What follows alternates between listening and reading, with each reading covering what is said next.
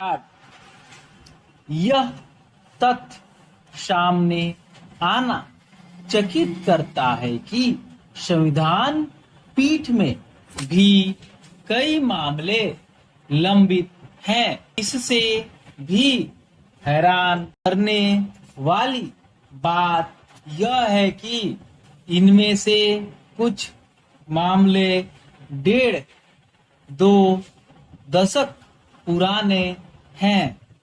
आमतौर पर संविधान पीठ में वही मामले भेजे जाते हैं जो व्यापक महत्व के होते हैं। होना तो यह चाहिए कि ऐसे मामले प्राथमिकता के आधार पर सुने और निपटाए जाएं। कोई नहीं जानता कि ऐसा क्यों नहीं हो रहा है। संविधान पीठ में लंबित मामलों के प्रभाव का आकलन केवल उनकी संख्या के आधार पर नहीं किया जा सकता, क्योंकि अनेक ऐसे मामले हैं जिनका असर निचली अदालतों और उच्च न्यायालयों में चल रहे मामलों पर भी पड़ेगा। संविधान पीठ के समक्ष विचाराधीन मामलों के लंबित रहने का औचित्य इसलिए नहीं बनता क्योंकि इस समय सुप्रीम कोर्ट में न्यायाधीशों का कोई भी पद रिक्त नहीं है।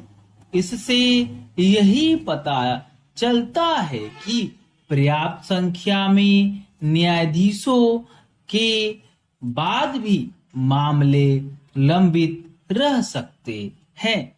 उन कारणों की तह तक जाने की जरूरत है जिसके चलते न्यायाधीशों की पर्याप्त संख्या भी लंबित मामलों के निपटारे में सहायक नहीं बन पा रही है। इनमें एक कारण तो तारीख पर तारीख का सिलसिला है और दूसरा यह कि सुप्रीम कोर्ट हर मामले को सुनना आवश्यक समझने लगा है। यद्यपि सुप्रीम कोर्ट की ओर से कई बार यह कहा जा चुका है कि जनहित याचिकाओं की आड़ में उसके पास तमाम फालतू की याचिकाएं आने लगी है, लेकिन उसकी ओर से ऐसे कोई उपाय नहीं किए गए हैं जिससे उसके पास ऐसी याचिकाएं न आए। इसका परिणाम यह है कि जनहित याचिकाएं दायर किया जाना एक उद्योग का रूप ले चुका है। कुछ वकील संस्थाएं और समूह ऐसे हैं जिनका काम ही है नित नई याचिकाएं दायर करना। यदि सुप्रीम कोर्ट अपना समय और ऊर्जा ऐसी याचिकाओं को सुनने में लगाएगा जिन्हें उसे नहीं सुनना चाहिए, तो फिर वह राष्ट्रीय महत्व के मामलों को सुनने का समय ही नहीं निकाल सकेगा।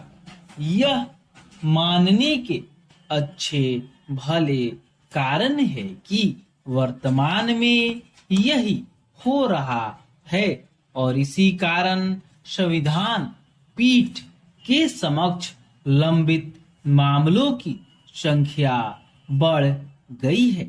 आवश्यक केवल यह नहीं है कि संविधान पीठ में लंबित मामलों के निपटारे में तत्परता दिखाई जाए, बल्कि यह भी है कि अन्य मामलों का निष्पादन भी प्राथमिकता के आधार पर हो। जब तक सुप्रीम कोर्ट अपने समक्ष लंबित मामलों को जल्द निपटाने का काम नहीं करता, तब तक उसकी ओर से निचली अदालतों को ऐसा उपदेश देने का कोई मतलब नहीं कि वे मामलों की सुनवाई तेजी से करे। पहले उसे स्वयं उदाहरण पेश करना चाहिए। ऐसा करके ही वह निचली अदालतों को प्रेरित कर सकता है।